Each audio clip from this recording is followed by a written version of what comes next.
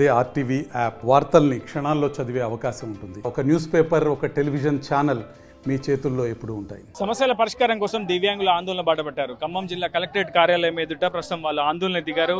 వారి సమస్యలు ఏంటి, వారి డిమాండ్ ఏంటో తెలుసుకునే ప్రయత్నం చేద్దామన్నా. ఈ రోజు ఆందోళన గల కారణాలు ఏంటి, మీ డిమాండ్స్ ఏంటి అన్న? ఈరోజు మన తెలంగాణ రాష్ట్రంలో దివ్యాంగులు పడుతున్న ఇబ్బందులు అంతా ఇంత కాదన్న.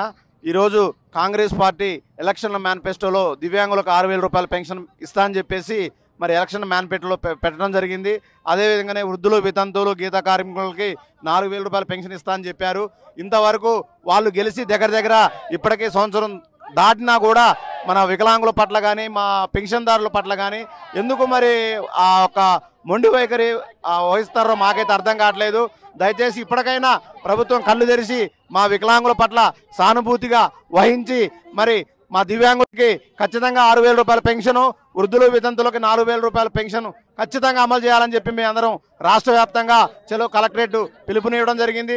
రేపు హైదరాబాద్ పిలుపు కూడా త్వరలో రాబోతుంది. మేమందరం కూడా మరి హైదరాబాద్ చలో వికలాంగ్, జై జై వికలాంగ్ అని చెప్పేసి మేమందరం కూడా హైదరాబాద్ పోవడం జరిగింది. ఆంధ్రాలో ఏ విధంగా అయితే పెన్షన్లు పెంచారో గతంలో కలిసి అనేక విజ్ఞప్తులు చేశారు, కానీ ప్రభుత్వం నుంచి సానుకూల స్పందన రాలేదు. నేటికి 21 నెలలు అవుతున్నా స్పందన లేదు.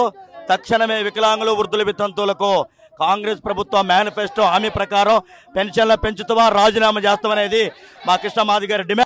రాష్ట్ర వ్యాప్తంగా కలెక్టరేట్ల ముందు మహా ముట్టడి జరుగుతూ ఉన్నది. మొత్తంగా ఎంఆర్పీఎస్ కూడా ప్రస్తుతం దివ్యాంగుల ఆందోళనకు మద్దతు తెలిపింది. ఇప్పటికే ఎంఆర్పీఎస్ నేత మందాకృష్ణ మాదిగ కూడా ప్రభుత్వాన్ని అనేక మార్లు డిమాండ్ చేశారు. ప్రస్తుతం దివ్యాంగులకు యొక్క పెన్షన్లు, వృద్ధాప్య, వితంతు పెన్షన్లు కూడా పెంచాలని పెద్ద ఎత్తున డిమాండ్ అయితే వ్యక్తమవుతున్నటువంటి నేపథ్యంలో ఈరోజు ఖమ్మం జిల్లా కలెక్టరేట్ ఎదుట వికలాంగుల హక్కుల పోరాట సమితితో పాటు ఎంఆర్పీఎస్ సంయుక్తంగా ఆందోళన బాటపట్టింది. ఖచ్చితంగా తమ సమస్యల పరిష్కారం కోసం ప్రభుత్వం వెంటనే దిగివచ్చి తమ పెన్షన్లను కూడా ఇచ్చిన మాట మేరకు పెంచాలని కూడా డిమాండ్ చేస్తున్నారు దివ్యాంగులు. ఇదే ఇప్పుడు ఉదయ్ ఆర్టీవీ ఖమ్మం కలెక్టరేట్ నుంచి. తెలుగులో న్యూస్ కి ఫాస్టెస్ట్ యాప్ ఇప్పుడు టోటలీ న్యూ అవతార్లో జస్ట్ 5 సెకండ్స్ లో కంప్లీట్ న్యూస్. సోషల్ మీడియాలో ట్రెండ్స్ కి one stop solution. Live TV app voice search option తో ఇప్పుడే డౌన్లోడ్ చేయండి లేదా అప్డేట్ అయిపోండి. యాప్ లింక్ డిస్క్రిప్షన్ లో ఉంది.